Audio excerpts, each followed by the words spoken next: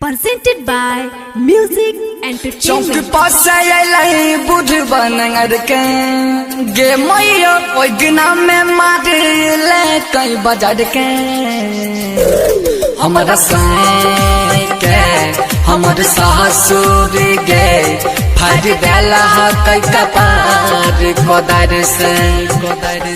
हमारा साई के हमार सासुर गे फाड़ देला कई कपार कोदार से चौक पास बुढ़ बनर के गे मैया ओगना में मार ले कई बाजार के हमारा साई के हमार सासुर गे फाड़ देला कई कपार कोदार से हमारा साई के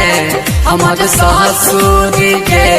फाड़ देला कई कपार कोदार से हमारा साई के Presented by Music Entertainment.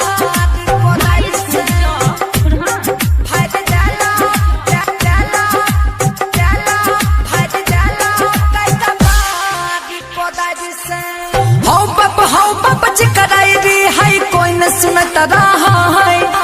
हमारा साई के कपार से मैयो खून बहता रहा है हाउ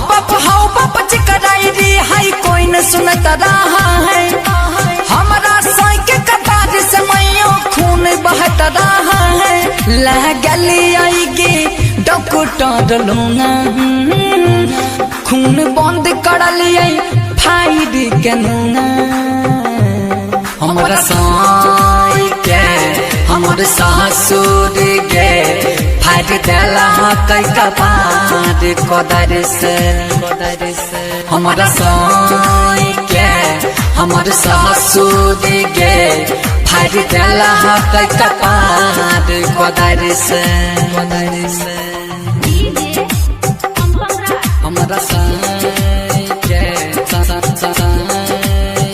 Presented by Music Entertainment.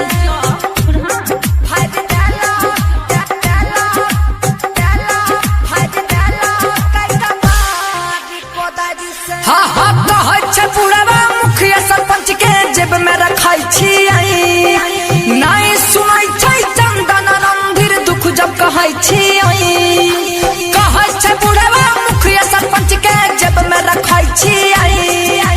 नहीं सुनाई छै दुर्गेश राणा दुख जब कहै छी पीछा घुमाबै छै सागर सुमन के गे मैया डीजे पम के राखै छै संग में हमारा साई के हमार सासुर गे फाड़ देला कई कपार कोदार से हमारा साई के हमार सासुर गे फाड़ देला कई कपार कोदार से